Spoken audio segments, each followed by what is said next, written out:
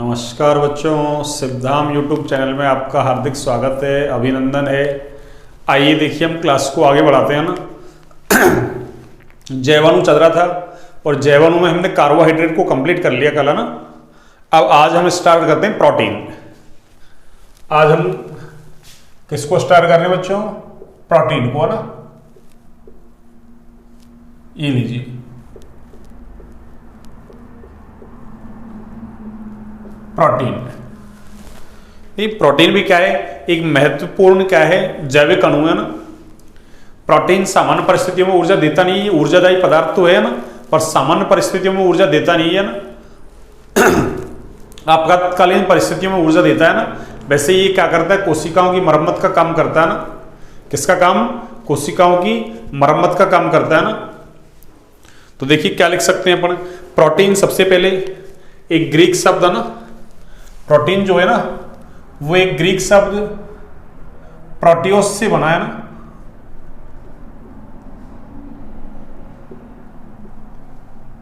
एक ग्रीक शब्द है ना। कौन सा शब्द है ये? ग्रीक शब्द है।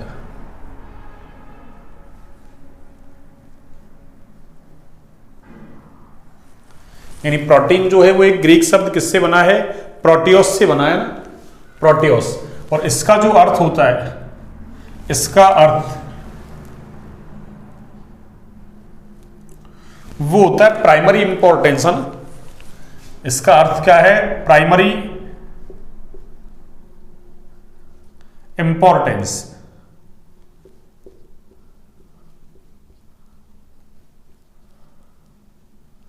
यानी प्राथमिक महत्व का, है ना। हिंदी में कहो तो प्राथमिक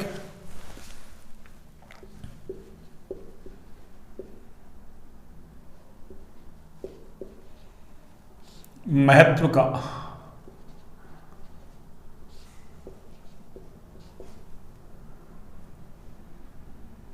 प्राथमिक महत्व का, प्राइमरी इंपॉर्टेंस, है ना। तो आपसे ऐसे पूछ ले सिंपल कि प्रोटीन किस ग्रीक शब्द से बना है, तो प्रोटियोस से बना है ना। किससे बना है? प्रोटियोस से। अब देखिए आगे की बात सुनिए।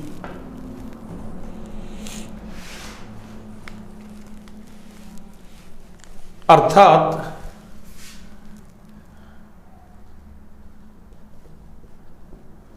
प्रोटीन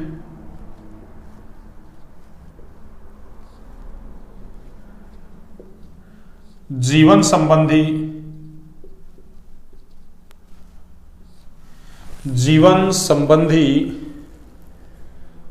महत्वपूर्ण रासायनिक पदार्थ है ना। महत्वपूर्ण रासायनिक पदार्थ है।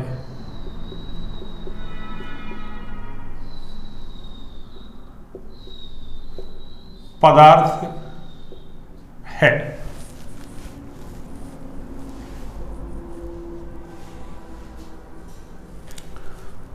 जो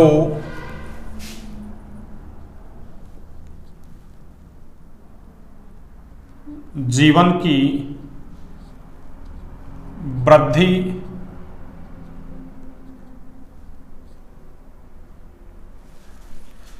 मरम्मत एवं अनुरक्षण के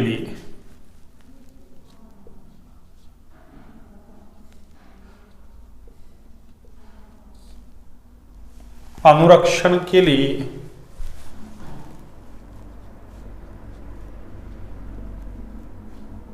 अत्यंत आवश्यक है ना। अत्यंत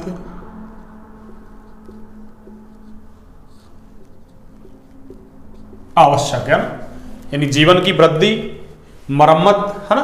कोशिकाओं की मरम्मत का काम करता है। अनुरक्षण, है ना, यानी रोगों से, है ना, अरे सुरक्षा प्रदान करता है एक तरीके से ना। यानी इम्यूनिटी को डेवलप करता है ना। अरे इम्यूनिटी को डेवलप करता है ना। ये लो आगे देखिए।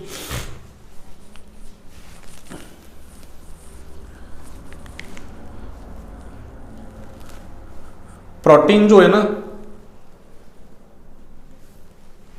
प्रोटीन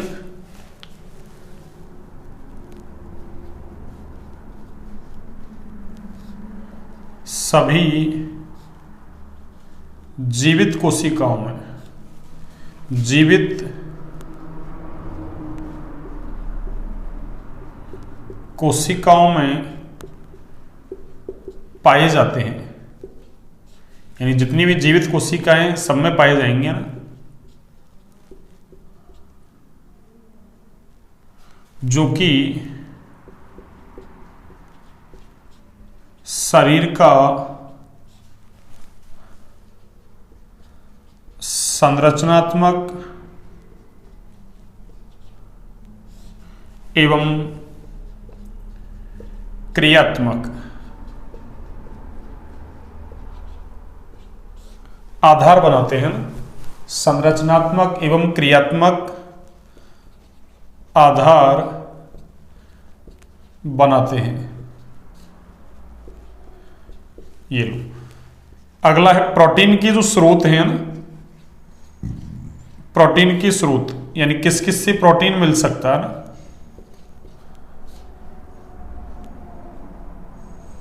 प्रोटीन की स्रोत देखो, एक तो दालें होती हैं, दाल उनमें प्रोटीन सबसे ज्यादा मिलता है ना, और वैसे ना सोयाबीन में सबसे ज्यादा मिलता है ना, खाद्य पदार्थों में सबसे ज्यादा किसमें मिलता है, सोयाबीन में, ठीक है ना। तो क्या लिख सकते हैं अपन,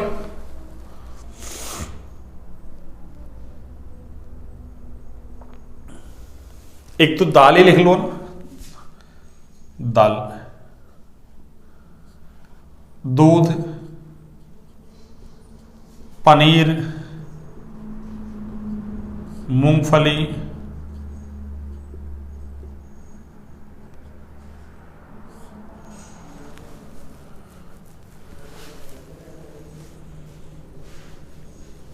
है ना, मछली,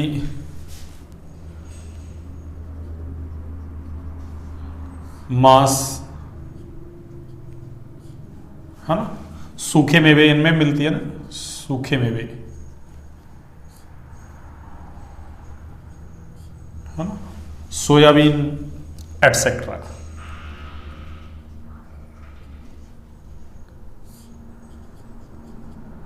ठीक है ना, तो ये तो जनरल बातें हैं ना, आपको है ना, एक तो याद ये रखना है कि प्रोटीन किस ग्रीक शब्द से बना है, तो प्रोटियोस से, जिसका अर्थ क्या है, प्राइमरी इंपॉर्टेंस है ना, प्राथमिक महत्व का। प्राथमिक महत्व का मतलब अरे जीवन की वृद्धि, मरम्मत और अनुरक्षण के लिए जरूरी है क्या, प्रोटीन। एक शरीर का संरचनात्मक और आधार है ना, क्रियात्मक आधार कौन बनाता है, प्रोटीन। इनकी स्रोत जनरली याद रख लो ना, दाल है, दालों में सबसे ज्यादा मिलती है ना, वैसे सोयाबीन में ज्यादा मिलती है ना, दूध, पनीर, मूंगफली, मछली, मांस, सूखे मेवे है ना, ड्राई फ्रूट्स वगैरह, इन सब में क्या मिलती है, प्रोटीन।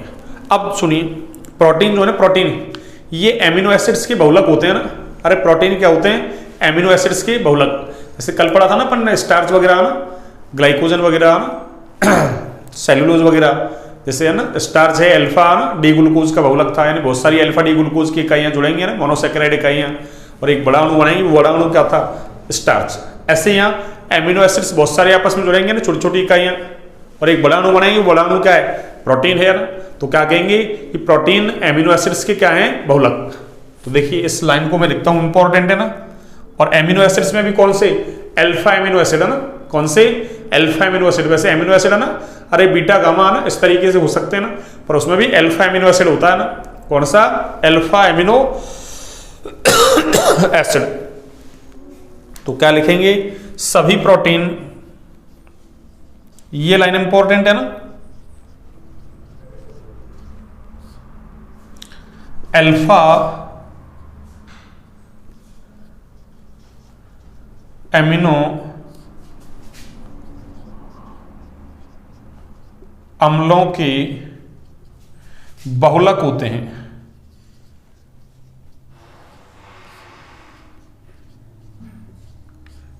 ये लाइन इंपॉर्टेंट है बिल्कुल, है ना, वेरी वेरी इंपॉर्टेंट है ना। ये लो,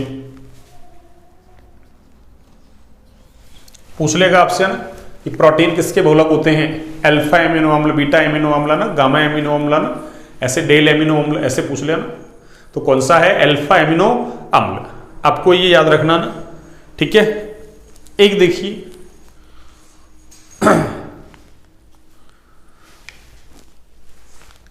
अगर रासायनिक रूप से बात करें अपने केमिस्ट्री के हिसाब से ना, तो रासायनिक रूप से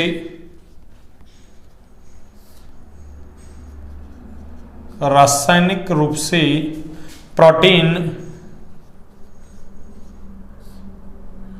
नाइट्रोजन युक्त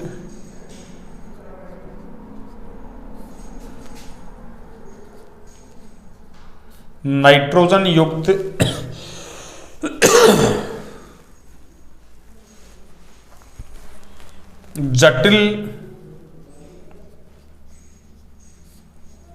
कार्बनिक यौगिक होते हैं। कार्बनिक यौगिक होते हैं। तो कोई हमसे पूछे कि भाई है ना रासायनिक दृष्टि से है ना प्रोटीन क्या है, तो नाइट्रोजन युक्त है ना, यानी कौन सा एलिमेंट्स पाया जाता है, कौन सा तत्व पाया जाता है ना, नाइट्रोजन। तो नाइट्रोजन युक्त जटिल कार्बनिक यौगिक है ना। एक बार आप इसको नोट डाउन कीजिए ना, फिर मैं आगे की बातें करता हूं ना। हाँ जी, एक बार आप इसको नोट डाउन कीजिए, फिर आगे की बात करते हैं ना।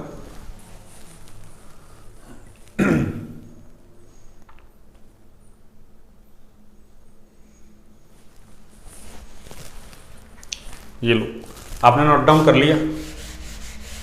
हाँ जी।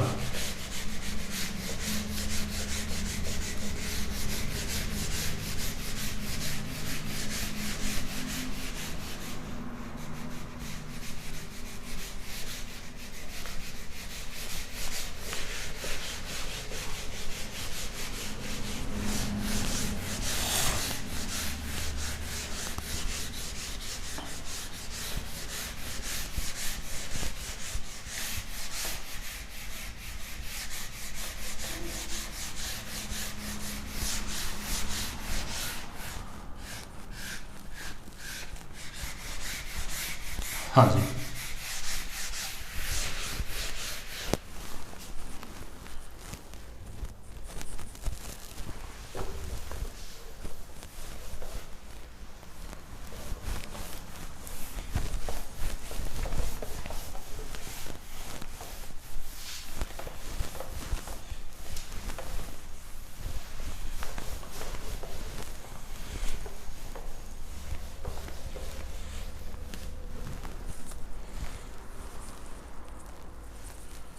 देखिए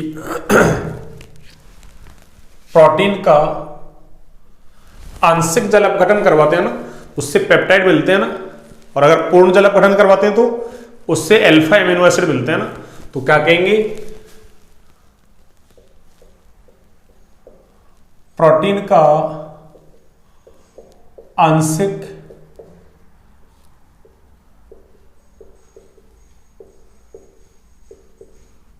जल अपघटन कराने पर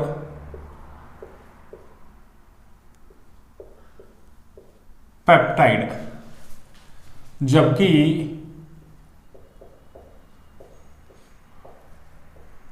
पूर्ण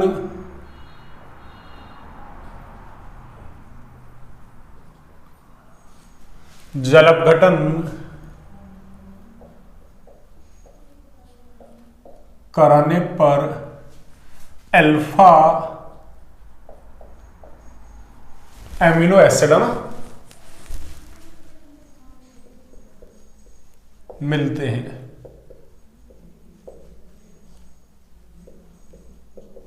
ये लो, जैसे देखो प्रोटीन इसका आंशिक जल अपघटन करवाएंगे तो उससे मिलेगा पेप्टाइड, और फिर से इसका जल अपघटन करवाएंगे ना पूर्ण जल अपघटन, तो इससे क्या मिलेगा, अल्फा एमिनो एसिड। ये क्या है, आंशिक जल अपघटन।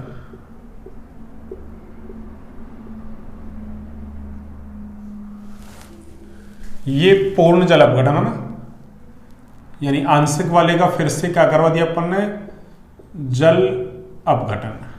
ठीक है ना, तो इससे क्या मिल गया, अल्फा एमिनो एसिड। ये आपको ध्यान रखना ना। अब अपना जो हेडिंग चलेगा वो एमिनो एसिड ही चलेगा ना, क्यों, प्रोटीन है वो एमिनो एसिड्स के बहुलक है ना, ये बहुत सारे एमिनो एसिड्स आपस में जुड़ जाएंगे ना, और क्या बना देंगे एक बड़ा अणु, उस बड़े अणु का नाम क्या है, प्रोटीन। और एमिनो एसिड्स जो है ना आपस में जुड़ेंगे, वो बॉन्ड कौन सा है, पेप्टाइड बॉन्ड। जैसे अपन ने पीछे पढ़ा था ना मोनोसेक्राइड की इकाइयां ग्लाइकोसाइडिक बंध के द्वारा जुड़ती हैं, ऐसे एमिनो एसिड्स है ना जो है वो पेप्टाइड बंध के द्वारा जुड़कर ना एक बड़ा अणु बनाती है, उस बड़े अणु का नाम क्या है, प्रोटीन, जिसमें 100 या उससे ज्यादा एमिनो एसिड्स जुड़ते हैं ना, और उस प्रोटीन अणु का अनुभार है ना 10,000 या फिर उससे ज्यादा होता है ना। ठीक है, तो देखिए आगे,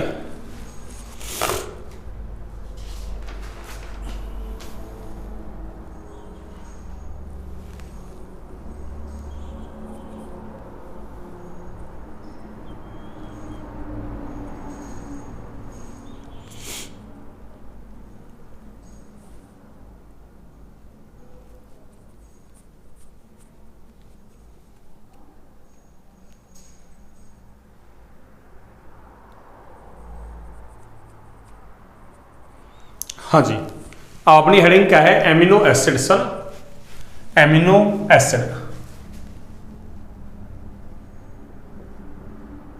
एमिनो एसिड्स। देखिए एमिनो एसिड्स क्या है सुनिए, है ना, यानी ऐसे कार्बनिक है ना पदार्थ या ऐसे कार्बनिक यौगिक जिनमें एमिनो समूह कार्बोक्सिलिक समूह दोनों ही क्रियात्मक समूह मिले हैं ना, वो क्या कहलाएंगे, एमिनो एसिड। नाम से पता चल रहा है एमिनो यानी क्षारीय समूह एमिनो, और कार्बोक्सिलिक यानी एसिडिक ग्रुप है ना, तो दोनों ग्रुप हैं, एसिडिक ग्रुप भी है और बेसिक ग्रुप भी है ना, तो क्या कहेंगे कि वे कार्बनिक यौगिक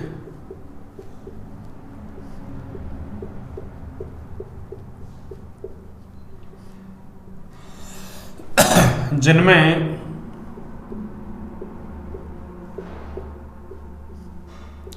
एमिनो, एमिनो का मतलब NH2, वह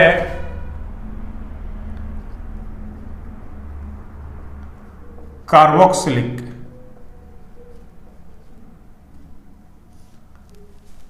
यानी COOH दोनों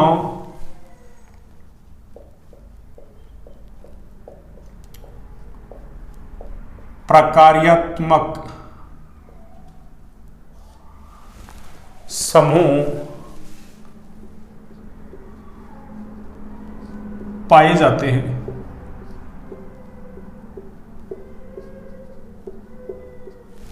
पाए जाते हैं, एमिनो अम्ल कहलाते हैं ना,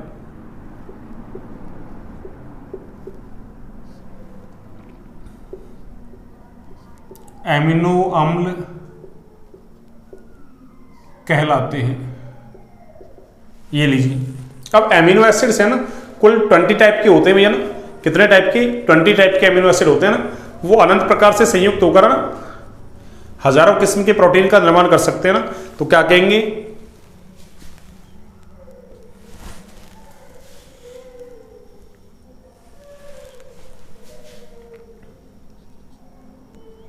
कुल 20 एमिनो अम्ल ज्ञात हैं ना, प्रकृति में कितने हैं, 20 टाइप के एमिनो अम्ल ना, मतलब 20 टाइप के, 20 मतलब है ना संख्या हुई है ना एक तरीके से, यानी 20 एमिनो एसिड्स पाए जाते हैं ना, तो कुल 20 एमिनो अम्ल ज्ञात हैं जो कि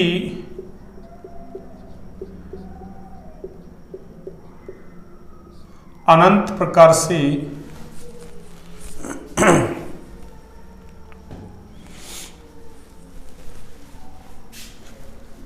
जो कि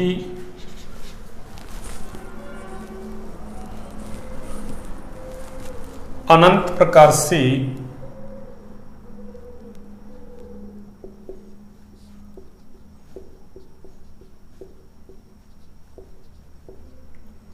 संयुक्त होकर हजारों किस्म के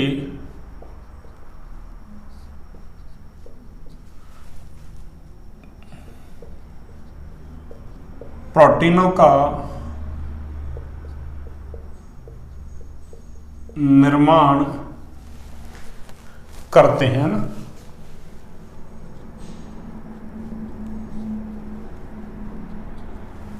एक देखिए इंपॉर्टेंट पॉइंट है ना, जैसे अभी अपन ने अल्फा एमिनो एसिड्स कहा था ना, ऐसे ही है ना,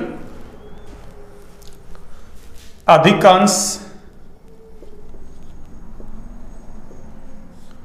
प्राकृतिक जो प्रकृति में मिलते हैं ना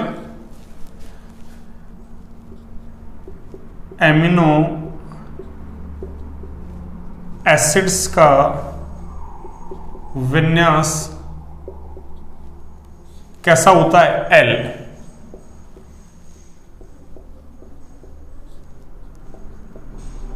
याद हो तो कार्बोहाइड्रेट में कहा था अपन ने ना, डी और एल, डी ग्लूकोज है ना, एल ग्लूकोज, ऐसे डी फ्रक्टोज, एल फ्रक्टोज, ऐसे यहां भी एमिनो एसिड्स भी डी और एल होते हैं, D amino acid, L amino acid.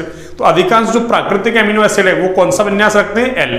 जैसे कार्बोहाइड्रेट में तो अपन क्या देखते थे कि अंतिम एल कार्बन पर एच, लेफ्ट में OH, राइट में तो डी कहते थे ना, और उल्टा है कि है ना, H कैसा हो राइट में OH, लेफ्ट में हो तो उसको L कहते हैं ना। ऐसे यहाँ H और NH2 के सापेक्ष देखते हैं, वहां OH की जगह बस यहाँ NH2 आ जाएगा ना। अगर H लेफ्ट में और NH2 कैसा है राइट में, तो वो एमिनो एसिड्स कैसा हो जाएगा, D। और अगर NH2 कैसा है लेफ्ट में और H कैसा है राइट में, तो वो कैसा हो जाएगा, L एमिनो एसिड है ना। तो जो अधिकांश प्राकृतिक एमिनो एसिड है वो कौन सा विन्यास रखते हैं, L। इंपॉर्टेंट लाइन है ना, ये इंपॉर्टेंट है ना। एक अल्फा एमिनो एसिड वाला इंपॉर्टेंट था, एक ये इंपॉर्टेंट है ना, ये लो। अब देखिए आगे, अब आगे हम एमिनो एसिड्स का वर्गीकरण करते हैं ना, एमिनो एसिड्स का वर्गीकरण, यानी एमिनो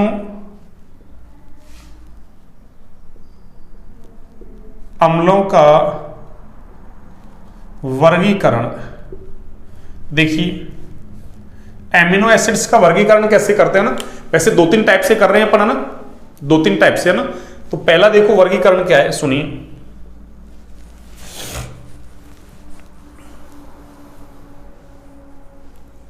है ना, NH2 यानी एमिनो व COOH यानी कार्बोक्सिलिक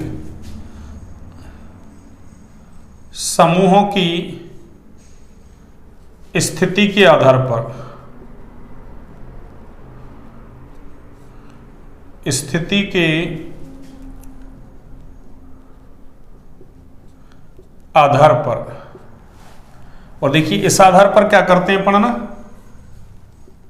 एमिनो एसिड्स को ना हम ऐसे बांटते हैं, alpha amino acids, beta amino acids है ना, गामा एमिनो एसिड्स, डेल ऐसे डैश डैश डैश इसमें वर्गीकृत करते हैं ना।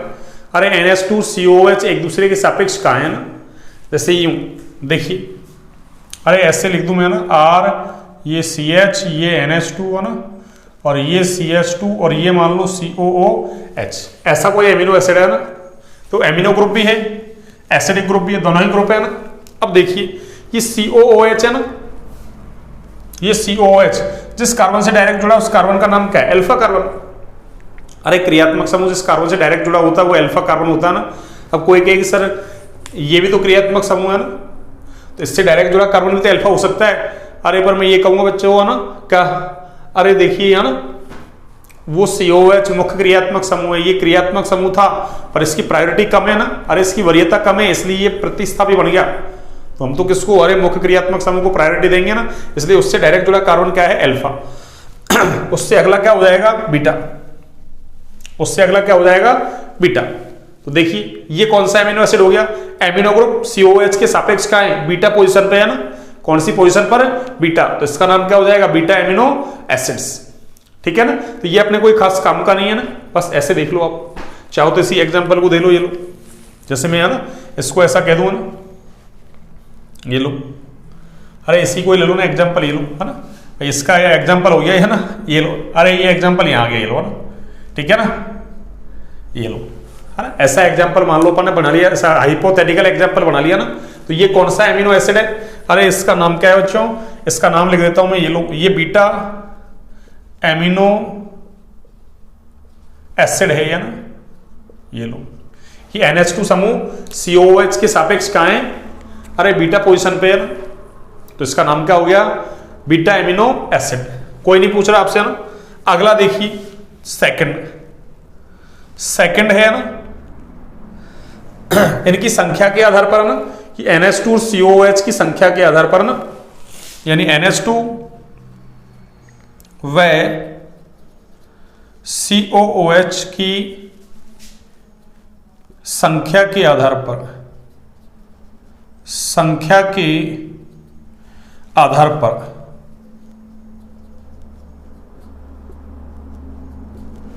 NH2 व COOH की संख्या के आधार पर ना, देखो NH2 और COOH की संख्या के आधार पर अगर बात करें तो NH2 कैसा है, क्षारीय है ना, अरे क्षारीय ग्रुप है NH2 है ना, COOH कैसा है, एसिडिक ग्रुप है ना, अम्लीय ग्रुप है। अब मान लो अरे एक COOH हो यानी एक अम्लीय ग्रुप, एक NH2 यानी एक क्षारीय ग्रुप, तो एक अम्लीय एक क्षारीय दोनों को एक दूसरे को कैंसिल कर देंगे ना, तो ये तो कैसा हो गया, उदासीन हो गया ना। अगर मान लो COOH की संख्या ज्यादा है किससे, NH2 से, तो कैसा हो जाएगा, अम्लीय। और अगर NH2 ज्यादा है किससे, COOH से, तो कैसा हो जाएगा, क्षारीय। तो ये भी कोई विशेष बात नहीं है ना। ये लोग इसमें मैं लिख देता हूं, एक तो कैसा होता है, अम्लीय, इसके आधार पर ना, ये लोग एक क्षारीय और एक उदासीन। ये लोग तो अम्लीय में तो क्या कह सकते हैं अपन चाहें तो ना, ये लोग यानी COOH की संख्या अधिक हो ना, COOH की संख्या कैसी हो, अधिक।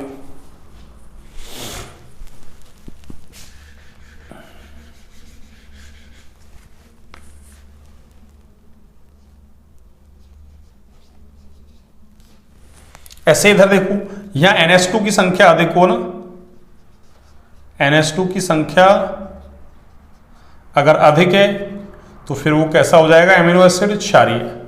और अगर है ना COOH व NH2 की संख्या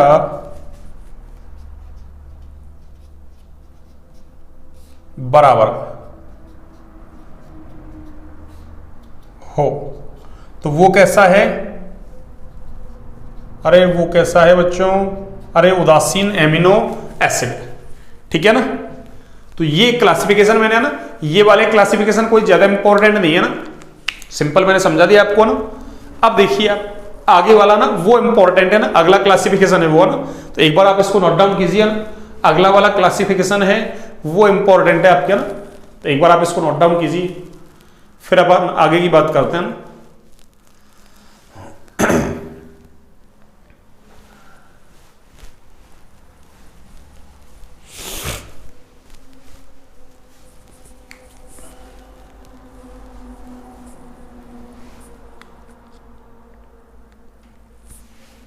हाँ जी, कर लिया हमने नोट डाउन। देखिए अगला देखिए आप, अब चलेगा अपना आवश्यक और एक अनावश्यक एमिनो अम्ल ना।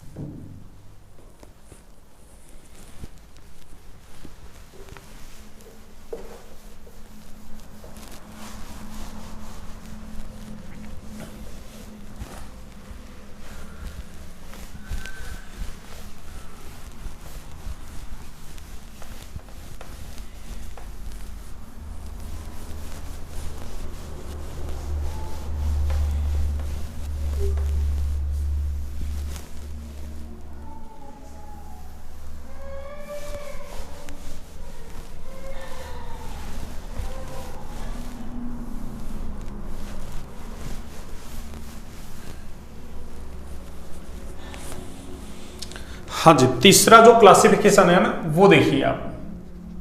तीसरा क्या है, आवश्यक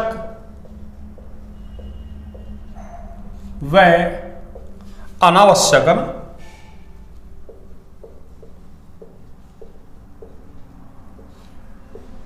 एमिनो अम्ल।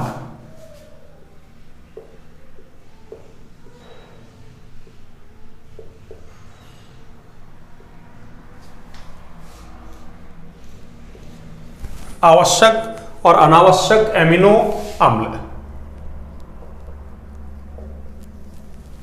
आवश्यक और अनावश्यक एमिनो अम्ल, देखिए आवश्यक तो क्या होते हैं ना, तो ऐसे एमिनो एसिड जो हमारे शरीर में संश्लेषित हो जाते हैं ना वो कहलाते हैं अनावश्यक एमिनो एसिड, है ना, जो संश्लेषित हो जाते हैं अपने आप हो जाते हैं तो हमको जरूरत नहीं है बाहर से लेने की। लेकिन जो एमिनो एसिड्स है ना शरीर में संश्लेषित नहीं होते हैं उनको बाहर से लेने की क्या होती है जरूरत, किसके द्वारा, भोजन के द्वारा। तो कुछ उच्च जाति के जंतुओं वगैरह में ना, पौधा वगैरह है ना, अरे पौधे वगैरह हैं उच्च जाति के, कुछ जंतु वगैरह हायर एनिमल्स है ना, जैसे मानव वगैरह है, उनमें है ना कुछ एमिनो एसिड्स संश्लेषित नहीं होते, अपने आप नहीं बनते, है ना, तो अपने आप नहीं बनेंगे लेकिन जरूरी है तो क्या करना पड़ेगा, भोजन के द्वारा उनको लेना पड़ेगा। तो वो क्या कहलाएंगे, आवश्यक एमिनो अम्ल। तो इन 20 में से 10 तो है आवश्यक और 10 हैं अनावश्यक। अब वो 10 कौन कौन से हैं ना आवश्यक, यही आपसे पूछा जाएगा कि किसी एक आवश्यक एमिनो अम्ल का उदाहरण दीजिए ना, या फिर 3-4 दे देगा, एक आवश्यक होगा 3 अनावश्यक होंगे ना, या 3 आवश्यक है चौथा सभी, तो कौन सा हो जाएगा, सभी। इस तरीके का आपसे सवाल पूछ सकता है ना। तो देखिए मैं लिखता हूं इसको ना,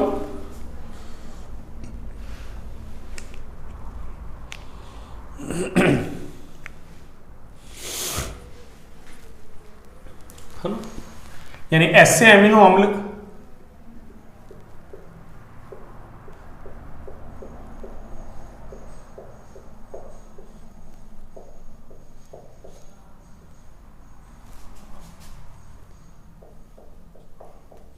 जो कि शरीर द्वारा संश्लेषित किए जा सकते हैं,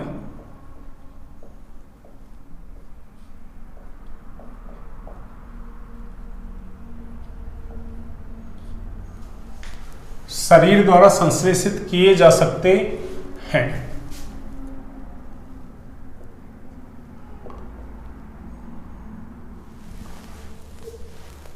शरीर द्वारा संश्लेषित किए जा सकते हैं ना अनावश्यक एमिनो अम्ल ना।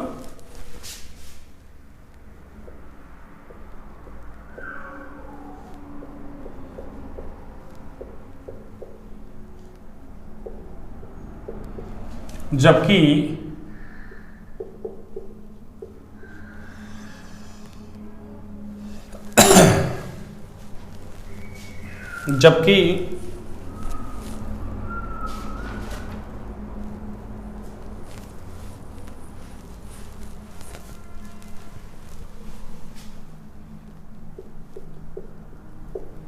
ऐसे एमिनो अम्ल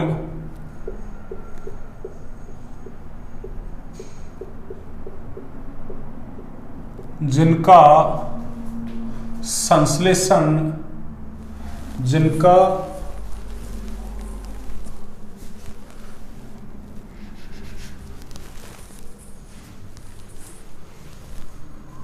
संश्लेषण शरीर में नहीं होता है ना, यानी बॉडी के अंदर नहीं होता ना,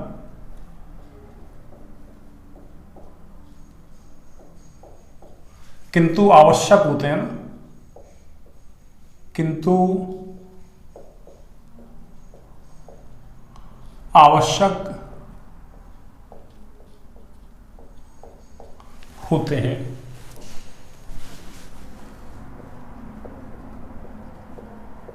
आवश्यक एमिनो अम्ल कहलाते हैं ना, कौन से, आवश्यक एमिनो अम्ल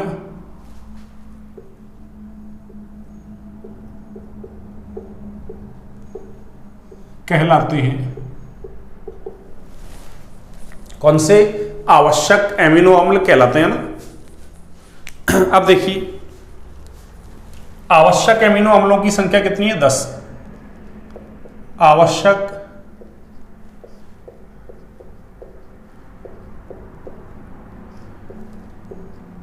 एमिनो अम्ल 10 होते हैं। कितने होते हैं? 10। और 10 कौन कौन से हैं? देखिए इसकी सॉल्ट ट्रिक है ना, टी वी है ना, इसकी सॉल्ट ट्रिक याद रख लो ना, मिल पाथ।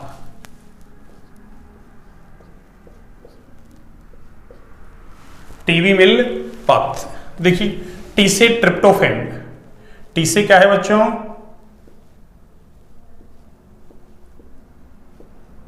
ट्रिप्टोफैन। वी से वैलिन। एम से मैथियोनिन या मिथियोनिन, कुछ भी कह दो ना।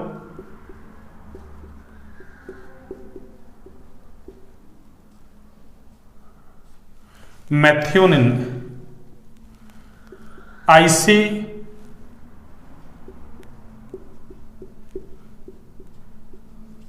आइसोल्यूसिन। एल से ल्यूसिन। और इस एल से लाइसिन।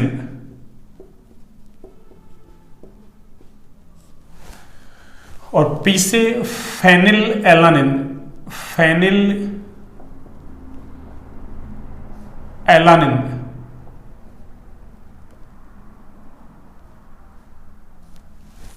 ए से आर्जिनिन।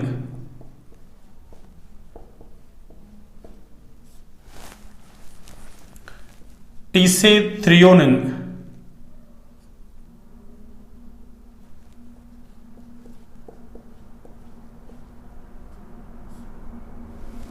और एच से हिस्टिडीन।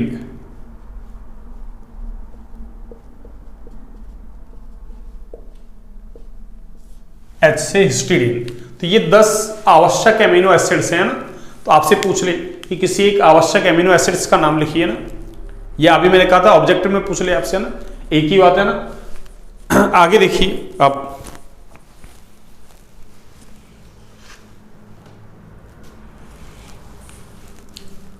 है ना, उच्च जाति के कुछ जंतुओं ना,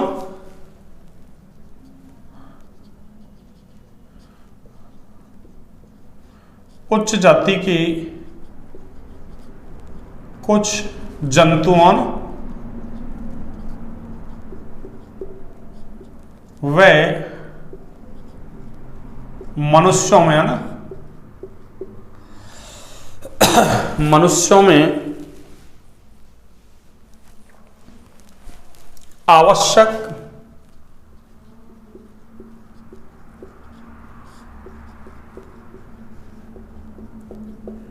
एमिनो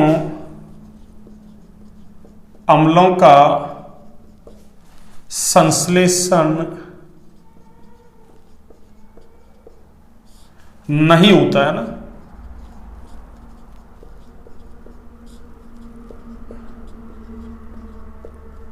अब संश्लेषण हो नहीं रहा शरीर के अंदर, तो बाहर से क्या करना पड़ेगा? भोजन के द्वारा लेना पड़ेगा ना। तो अतः इन्हें बाहर से, है ना, बाहर से भोजन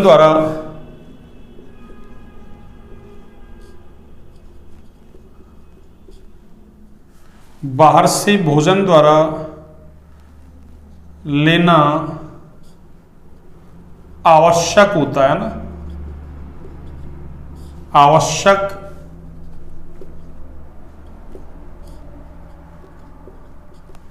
होता है ना। बाहर से भोजन द्वारा लेना क्या होता है? आवश्यक।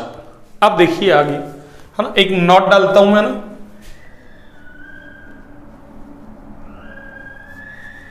देखिए एक ग्लाइसिन एमिनो एसिड होता है ना, कौन सा? ग्लाइसिन, है ना।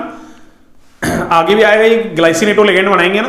ग्लाइसिन एमिनो एसिड ऐसा एमिनो एसिड है ना, उसमें असममित कार्बन परमाणु नहीं होता ना। असममित कह दो या कैरियल कार्बन कह दो ना, एक ही बात है ना। कायरल सेंटर है ना, नहीं होता यहाँ। इस वजह से ये प्रकाशिक सक्रियता नहीं दिखाता ना, या कह दो ध्रुवण घूर्णकता नहीं दिखाता है ना। अरे प्रकाशिक सक्रियता बोलो या ध्रुवण घूर्णकता बोलो ना, नहीं दिखाता। बाकी के सारे अमीनो एसिड्स दिखाते हैं। आपसे डायरेक्ट पूछ ले कि ऐसे अमीनो एसिड्स का नाम लिखिए ना जो प्रकाशिक सक्रियता नहीं दिखाता है या जिसमें असममित कार्बन परमाणु नहीं होता, तो कौन सा है? ग्लाइसिन। तो इसको मैं लिखता हूं ना कि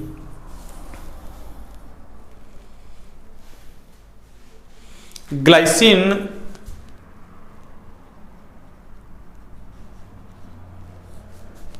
एमिनो अम्ल।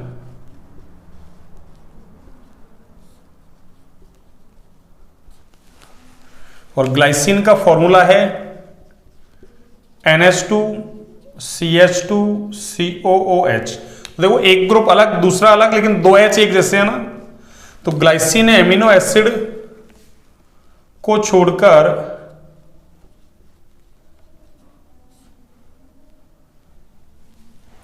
ग्लाइसिन एमिनो एसिड को छोड़कर है ना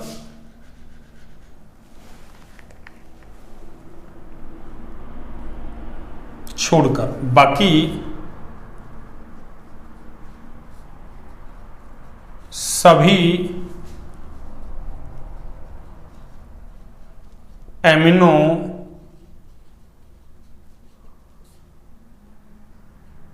अम्लों में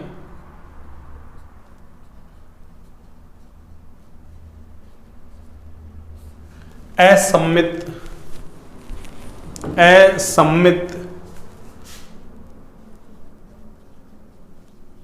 कार्बन परमाणु, या इसको कह सकते हैं किरेल कार्बन परमाणु ना,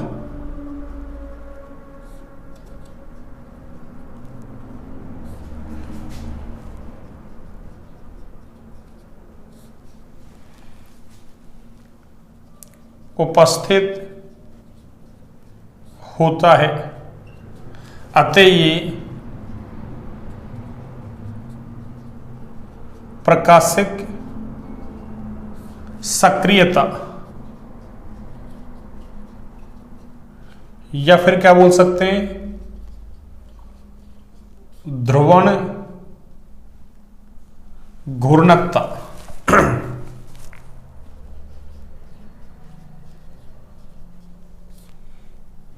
प्रदर्शित करते हैं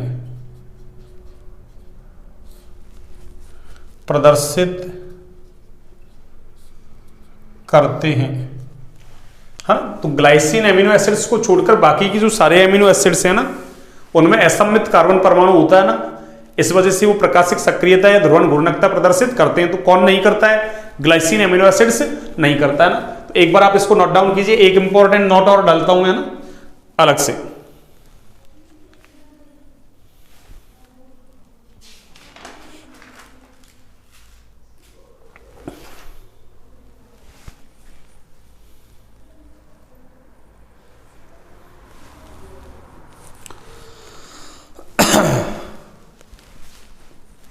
हाँ जी, आपने नोट डाउन कर लिया? देखिए सुनिए आगे की बात। एक नोट और डालता हूं ना, नोट काम के हैं सारे है ना। अभी 2-3 पॉइंट इंपॉर्टेंट आएंगे ना, क्वेश्चंस यहीं से पूछ लिया जाएगा। ये इंपॉर्टेंट था आवश्यक और अनावश्यक एमिनो एसिड वाला ना, वेरी वेरी इंपॉर्टेंट है ना। छोटे छोटे सवाल, कई सारे सवाल बन रहे हैं यहां से है ना। एक तो है ना प्राकृतिक एमिनो एसिड्स हैं, उसका विन्यास एल है ना। प्रोटीन के जल अपघटन से कौन से एमिनो एसिड्स बनते हैं? अल्फा एमिनो एसिड्स है ना। एक ये आई गया ग्लाइसिन वाला। छोटे छोटे कई सारे सवाल बन रहे हैं ना, ऐसे सवाल बनेंगे यहां से।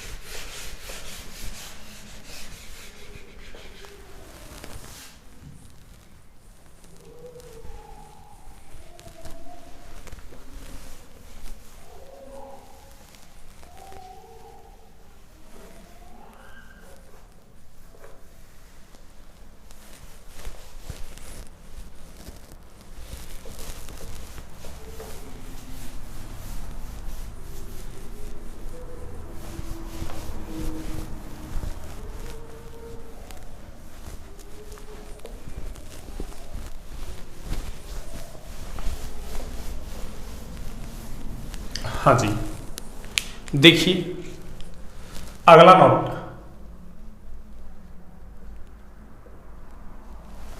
एक प्रोलीन एमिनो एसिड्स होता भी है ना, अरे बाकी की जो एमिनो एसिड्स है ना, इनमें तो NH2 ग्रुप होता है ना, 20 है उनमें से ना, बाकी के 19 है उनमें एमिनो एसिड है ना, एमिनो ग्रुप कौन सा है, 1 डिग्री वाला ना, NH2।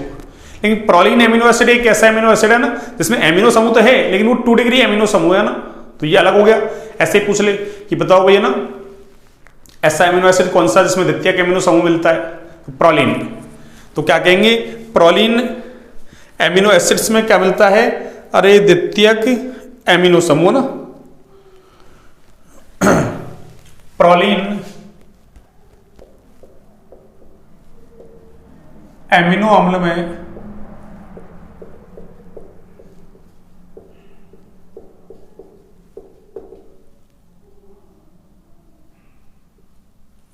एमिनो अम्ल में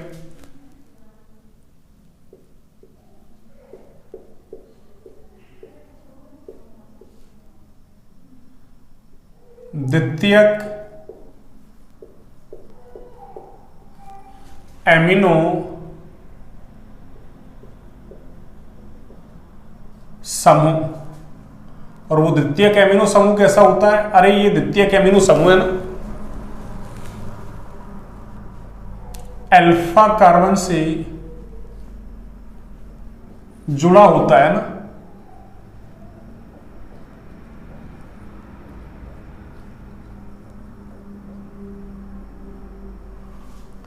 अर्थात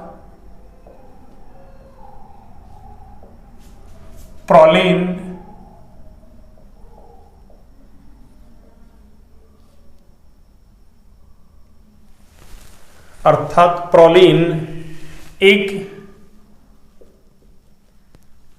इम्यूनो है ना, 1 डिग्री है जो है ना एमीन है ना NH2, उसको एमिनो बोलते हैं ना, जबकि 2 डिग्री वाले को क्या बोलेंगे, इमिनो। तो इमिनो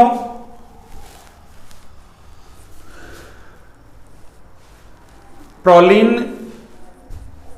एक इमिनो कार्बोक्सिलिक अम्ल है ना,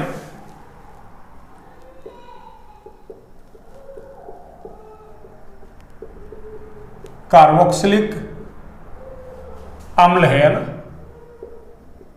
बाकी के क्या है, एमिनो कार्बोक्सिलिक अम्ल। अरे एक एमिनो ग्रुप एक कार्बोक्सिलिक ग्रुप, एमिनो कार्बोक्सिलिक अम्ल हो गया ना, यहां एमिनो है तो एमिनो कार्बोक्सिलिक ग्रुप, बस ये आपको याद रखना है ना।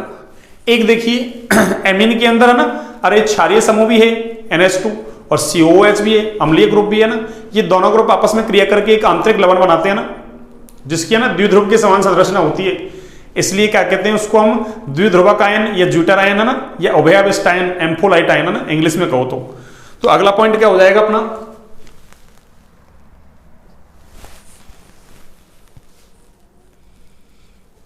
है ना, एमिनो अम्लों में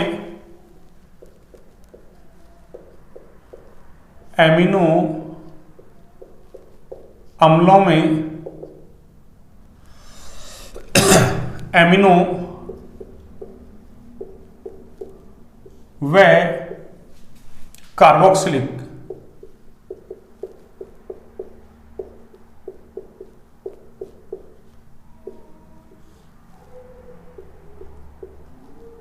समूह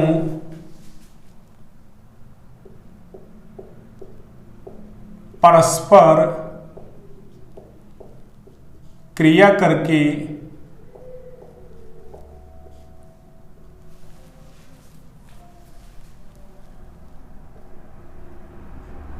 एक आंतरिक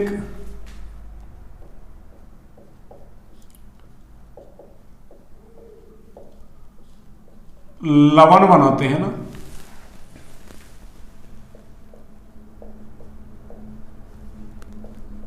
जिसकी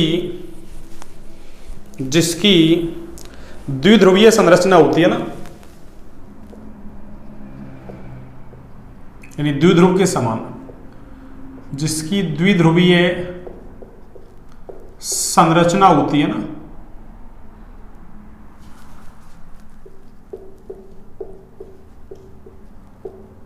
कैसी संरचना होती है, द्विध्रुवीय संरचना होती है ना, इसलिए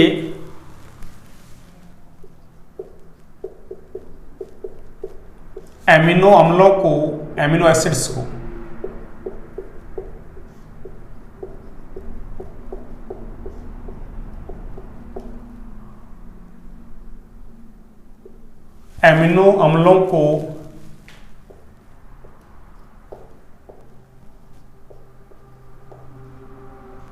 द्विध्रुवक आयन या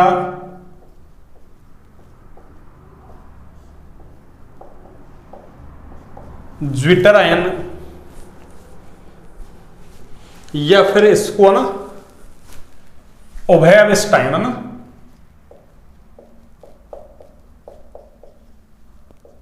उभयाविष्ट आयन, इसको इंग्लिश में बोलते हैं एम्फोलाइट है ना, एम्फोलाइट आयन, ये लो एम्फोलाइट आयन कहते हैं ना। ये भी इंपॉर्टेंट है ना, ये पूछ ले द्विध्रुवक आयन क्या है, ज्विटर आयन क्या है ना, या उभयाविष्ट आयन क्या है ना, एम्फोलाइट आयन। देखिए क्या है, सुनिए, ये RCH और ये आपका NH2 और ये क्या है COOH। देखिए एमिनो एसिड्स में एमिनो ग्रुप भी है ना, NH2 COOH ग्रुप भी है ना। अब हमको पता देखो आ रहा है ना, क्षार का काम क्या है, H+ लेना, अम्ल का काम क्या है, H+ देना। तो ये H+ देगा तो इस पे माइनस, और ये H+ लेगा, क्यों, अरे इसके पास लोन पेयर है ना, तो ये NH3+ बन जाएगा ना, यानी ऐसा बन जाएगा। ये देखो RCH और ये तो बनेगा आपका NH3+, और ये क्या बनेगा बच्चों, COO-। ये लो, इसका नाम तो क्या है, अरे इसका नाम तो एमिनो एसिड है ना, एमिनो एसिड। और इन दोनों ने आपस में क्या कर ली क्रिया, उसने H+ दिया, इसने H+ ले लिया, तो उससे एक है ना ये द्विध्रुवीय संरचना बन गई। इसका नाम क्या है, ज्विटर आयन। कौन सा आयन, ज्विटर आयन। ये लीजिए,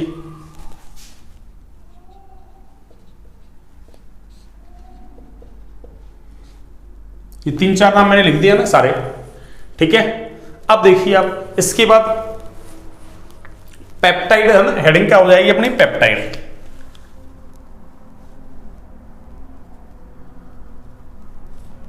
ये लीजिए, देखो बहुत सारे एमिनो एसिड्स आपस में जुड़ेंगे ना, किसके द्वारा, पेप्टाइड बंध के द्वारा जुड़ेंगे ना। और पेप्टाइड बंध के द्वारा जुड़कर ना, अरे जिस भी कंपाउंड का निर्माण करते हैं उसी को पेप्टाइड बोलते हैं ना। तो देखिए क्या कहेंगे अपन,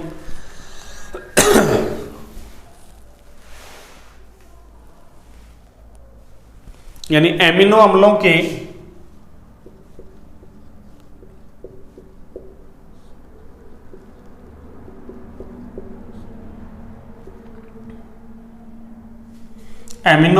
के परस्पर संयोग से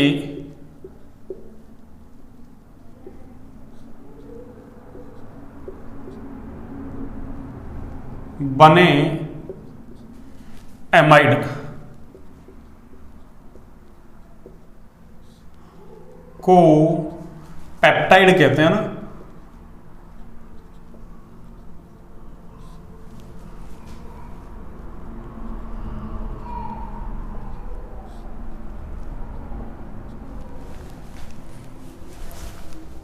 पेप्टाइड कहते हैं ना।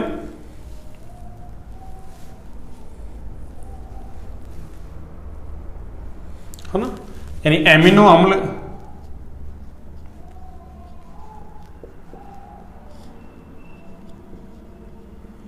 परस्पर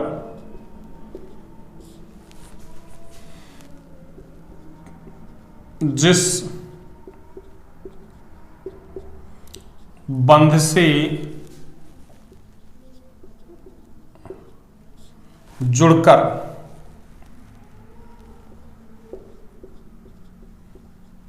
पेप्टाइडों का निर्माण करते हैं ना, निर्माण करते हैं। पेप्टाइड बंध कहलाता है ना। कौन सा बंध बच्चों? पेप्टाइड बंध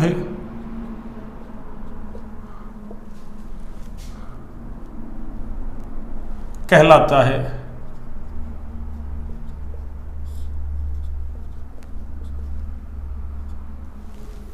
ये लो देखिए, यानी मैं ऐसे कह दूं, देखो ना,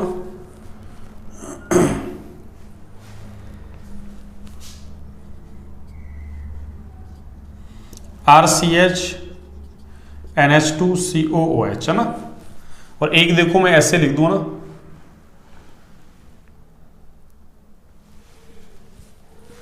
कि चलिए इसको ऐसे लिखता हूं मैं, देखिए इस R को मैं इधर लिख दूंगा ना, NH2 को इधर लिख दूंगा ना, ये लो,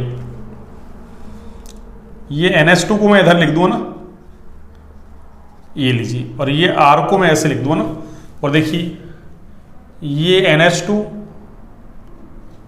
और इधर से ये CHR और ये वही COOH, ये लीजिए, एक एमिनो एसिड ये, दूसरा एमिनो एसिड ये है ना। और यहां से क्या होगा, देखो एक एमिनो एसिड का तो COH और दूसरे का NH2, एक H इधर से OH इधर से निकल जाए ना, ऐसे देखिए, इधर से तो ये OH और इधर से ये H, H2O बाहर हो जाए ना, अरे H2O क्या हो जाए बाहर, ये लो, तो क्या बनेगा देखना,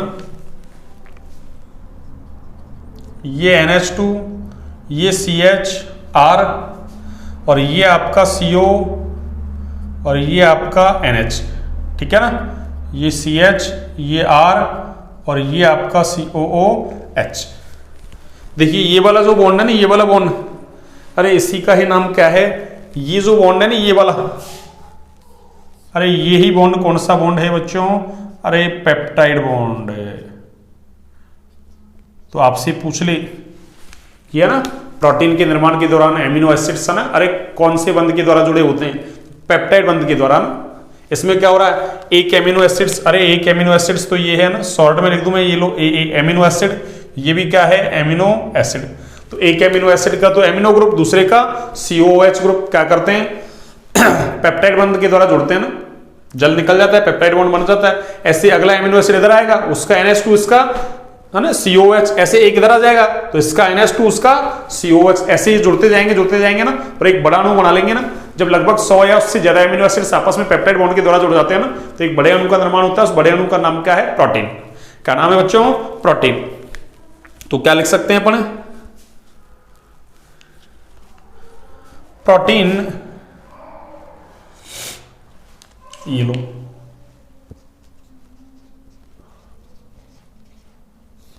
उच्च अणुभार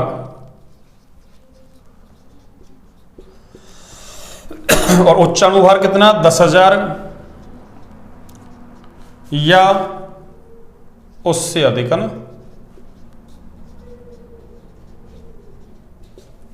तो प्रोटीन उच्च अणुभार वाले पॉलीपेप्टाइड होते हैं ना, पॉलीपेप्टाइड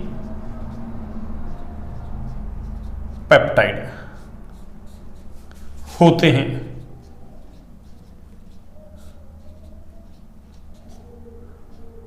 प्रोटीन उच्च अणुभार वाले क्या होते हैं, पॉलीपेप्टाइड होते हैं ना।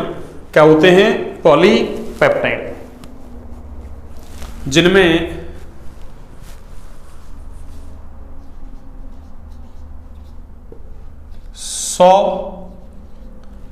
या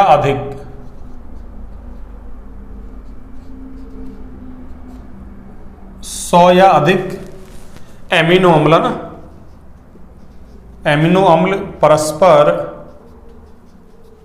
पेप्टाइड बंध द्वारा, परस्पर पेप्टाइड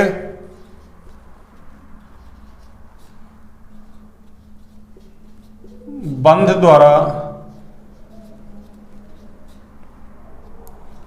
जुड़े रहते हैं ना,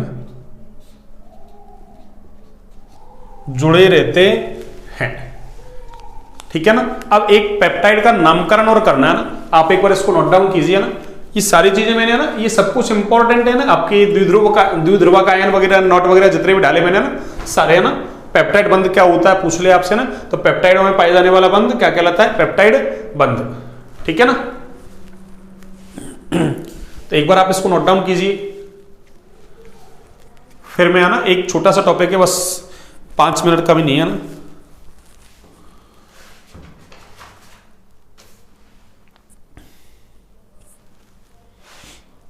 हाँ जी, कर लिया हमने नोट डाउन। देखिए सुनिए, कल एक छोटी सी क्लास और लगेगी इसमें, है ना। प्रोटीन खत्म हो जाएगा ना, और उसी के साथ एंजाइम को ले लेंगे अपन, है ना। प्रोटीन एंजाइम दोनों, है ना, एक साथ हो जाएंगे, है ना। फिर एक क्लास विटामिन के अंदर लगेगी, फिर न्यूक्लिक एसिड, है ना, और एक क्लास और लगेगी। 3-4 क्लास छोटी छोटी क्लासें, है ना, लगेंगी बस।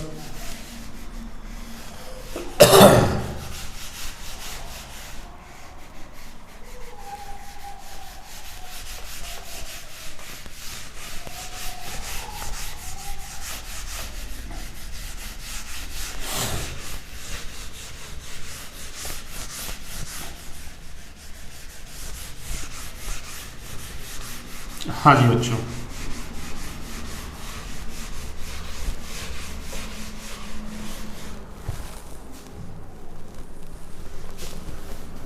तो अपनी हेडिंग चलेगी पेप्टाइडों का नामकरण।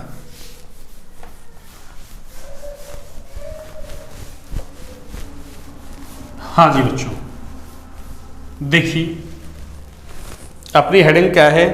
पेप्टाइडों का नामकरण। कोई पेप्टाइड दे दे उसका नामकरण करवा लिया ना, पेप्टाइडों का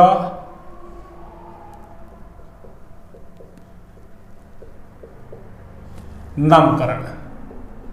देखिए कैसे करते हैं। जो पेप्टाइड की संरचना में है ना, पेप्टाइड की संरचना में, है ना,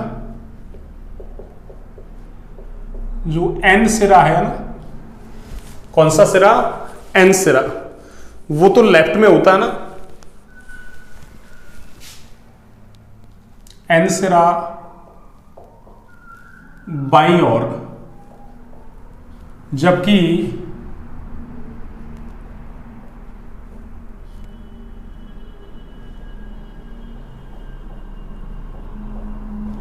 सी सिरा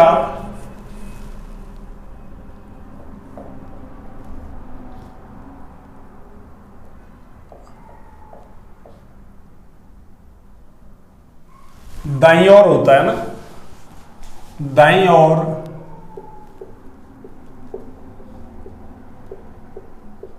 होता है ना। जैसे देखो एक एग्जांपल देता हूं मैं ना आपको, NH2 CH2 CO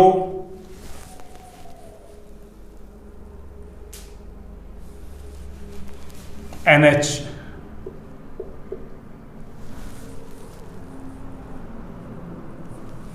CH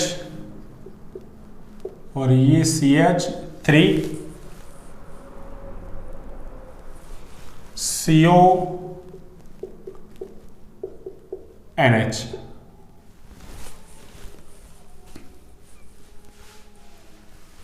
CH COOH और ये आपका CH2OH, ठीक है ना। NH2 CH2 CO फिर NH CH CH3 CO NH CH COOH और CH2OH। देखिए अपन ने कहा था कि पेप्टाइड की संरचना में एन सिरा, तो बाईं तरफ देखो, अरे नाइट्रोजन इधर आ रहा है बाईं तरफ, तो ये कौन सा सिरा है इसका? एन सिरा। सी सिरा यानी COOH वाला ना, तो ये कौन सा सिरा है? सी सिरा। अब बस आपको कुछ नहीं करना है, एन सिरे से सी सिरे की तरफ नामकरण करना है ना। देखिए एक तरीके से देखा जाए, ये देखो, अरे ये CONH बंध बन रहा है, CONH, अरे पेप्टाइड बंध बन रहा है। ये भी देखो CONH, ये भी पेप्टाइड बंध बन रहा है। तो कितने पेप्टाइड बंध बन रहे हैं? 2। इसका मतलब एक एमिनो एसिड ये था, एक ये था, दोनों के बीच एक पेप्टाइड बंध बन गया ना। इसका मतलब 2 एमिनो एसिड्स के बीच में एक पेप्टाइड बंध बनेगा।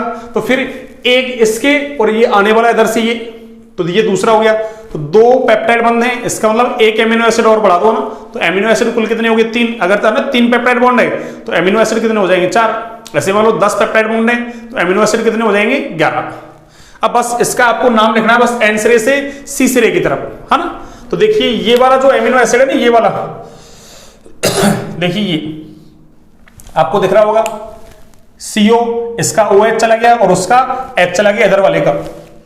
दूसरा एमिनो एसिड ये वाला है, ये लो, वो इसका OH उसका H चला गया। और तीसरा कौन सा है? ये वाला।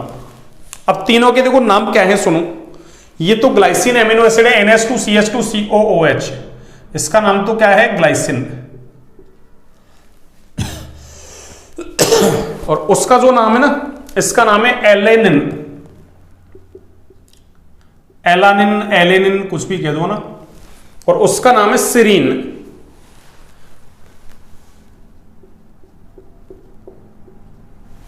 अब देखो पेप्टाइड का नाम कैसे दोगे ना, पेप्टाइड का नाम यानी इसका नेम कैसे, है ना, नेमिंग कैसे करोगे? कुछ नहीं करना आपको, ये जो एमिनो एसिड्स है इनका नाम लिख दो बस N सिरे से C सिरे की तरफ, है ना। अब शॉर्ट में लिखना है तो इनकी जो 3 लेटर है ना उनको ले लो आप, है ना। अरे शुरू वाले 3 लेटर है ना, जैसे ग्लाइसिन का तो GL भाई, ये लो, है ना।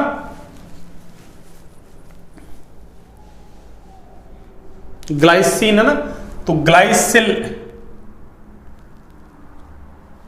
है ना। इसका नाम एलेनिल,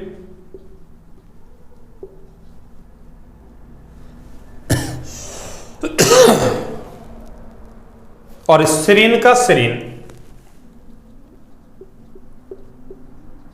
तो नाम कैसे दिया मैंने? ये ग्लाइसिन एमिनो एसिड था, ये एलानिन, ये सीरीन। अरे आपको ऐसे पेप्टाइड देगा तो बताएगा भाई ये वाले एमिनो एसिड्स हैं ना, तो आप क्या करो, जैसे ग्लाइसिन GL/CINE है ना, इस INE को हटा के मैंने क्या कर दिया, अरे IL लगा दिया बस। तो देखो GL/C, INE को हटा के L, तो ग्लाइसिल। ऐसे देखो एलानिल है ना, एलानिन था ये ना, तो इसको मैंने देखो INE को हटा के क्या लगा दिया, YL। बस कुछ नहीं करना आपको ना। अरे उसके है ना एमिनो एसिड्स के नाम में INE आ रहा है, उसको हटा दो ना। शुरू वालों में हटा दिया मैंने, तो ग्लाइसिन का तो ग्लाइसिल बन गया, एलेनिन का एलेनिल बन गया, और लास्ट वाला जो एमिनो एसिड आया ना उसका नाम ऐसे कैसे लिखना, उसमें कोई चेंज नहीं करना। तो आपको नामकरण कैसे करना है? N सिरे से C सिरे की तरफ, और जो एमिनो एसिड्स है ना उनमें INE को हटा दो, L लगा दो, और लास्ट वाला एमिनो एसिड है उसको ऐसे कैसे लिख दो आप बस। अगर इसको शॉर्ट में लिखना है ना, ये तो मैंने नाम लिख दिया ना, अगर इसका मुझे क्या लिखना है, शॉर्ट में लिखना है ना, तो इसको मैं ऐसे लिख सकता हूं, देखो शॉर्ट, संक्षिप्त में नाम है ना, GL/ALA और SER, ये लो,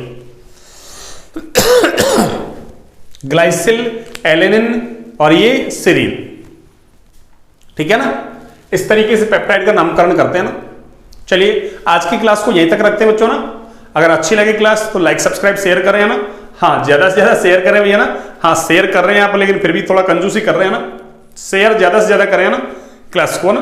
और अब तो अपना ना, अरे अपनी वीडियोज वगैरह है उन पर ना आपके ऐड वगैरह आने लग गए हैं ना। अब तो अपन ने काफी ग्रोथ कर लिया ना, 12,000 व्यूज हो गया ना। हाँ लाइक्स वगैरह भी 1700 लाइक हो गया ना। हाँ कमेंट्स वगैरह भी है ना 600 के आसपास चल रहे हैं। वॉच टाइम 700 घंटे हो गए अपने, है ना। सब्सक्राइबर 500 के समथिंग है ना, 496 है ना। ठीक है, तो आप लोगों के सहयोग से ना अरे सब कुछ अच्छा हो रहा है ना। हाँ और भी है ना भाई, इससे ये है अरे किसी भी टीचर को ना मैं पढ़ाऊं, कोई पढ़ाया ना, अरे दूसरा पढ़ाया यूट्यूब पे ना, अगर आपको अच्छा लगे ना तो लाइक सब्सक्राइब शेयर जरूर किया करें ना, ताकि उस टीचर का मनोबल बढ़ेगा ना, आपको और अच्छे से अच्छा कंटेंट देने की कोशिश करेगा ना। ठीक है, चलिए आज की क्लास को यहीं तक रखते हैं ना। थोड़ा हल्का सा तबीयत ऐसी चल रही है ना, नहीं तो और भी क्लासें डालते हैं ना, डबल क्लास है ना। 11th की क्लास को भी मैंने थोड़ा रोक रखा है ना। ठीक है ना, अभी 12th के लिए एक है ना इलेक्ट्रोकेमिस्ट्री का चैप्टर स्टार्ट करेंगे ना। इधर से ये चैप्टर खत्म हो जाएगा, एक ऑर्गेनिक का ले लेंगे कोई सा और एक फिजिकल का ना। अपन को दिसंबर तक का टारगेट दे रखा है ना, दिसंबर तक आपको 12th क्लास का सिलेबस बाइंड अप करना है ना। ठीक है बच्चों, चलिए आज की क्लास यहीं तक। क्लास अच्छी लगे लाइक सब्सक्राइब शेयर करें, है ना। और सभी को गुड नाइट, शुभ रात्रि, है ना। स्वस्थ रहें, मस्त रहें, अच्छे से पढ़ाई करें, है ना।